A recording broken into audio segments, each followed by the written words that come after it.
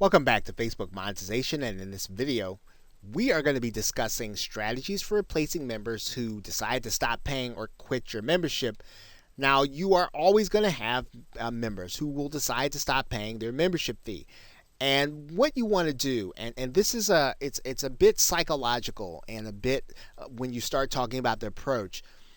You don't want to work to try to do things to keep people in your membership. You want to deliver, over deliver what you said you were going to do. You want to make sure the membership is valuable. But when people start leaving, you don't want to start doing things to try to keep them in. What it does is it causes you to make the wrong decisions, and things and will cause you to do things that will eventually devalue the group. You'll start adding the wrong kind of content, or you'll start doing webinars in a way that's inconsistent. You want to make sure deliver what you said you were going to deliver, over deliver in that area, but don't start trying to do things to keep people in the membership if you think they're quitting or they're going to quit.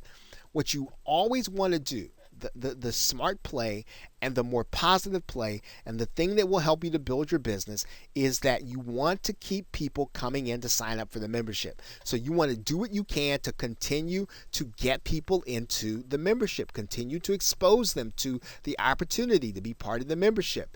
Set up an auto webinar, an automated webinar, and consider doing a free trial of the membership. Just do everything you can so you can get your existing subscribers as well as people to come to your website to consider the membership.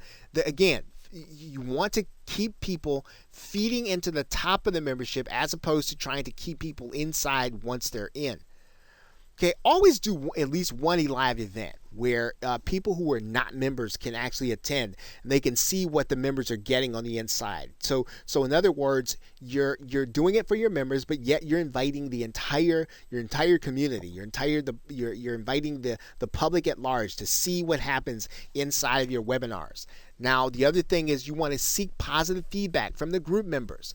You want to get screenshots of all the positive posts to be used as testimonials. Now, you can actually be conservative and make sure that you get your permission to use their testimonial, but anything that's positive, get it, screenshot it, make sure that you have it, so that again, when you get ready to put together a sales page for either for the membership or for any page for that fact, you can use that positive feedback that is typically readily available when someone is inside of a Facebook membership, because the nature of Facebook is a comment, and you want to capture all those comments, or have your outsourcer capture those comments in a database, capture the screenshots, make sure you know what is said so you can use that information again as sales material or sales copy in a future product or in the evergreen nature of your membership. So with that, thanks, and I will see you in another video.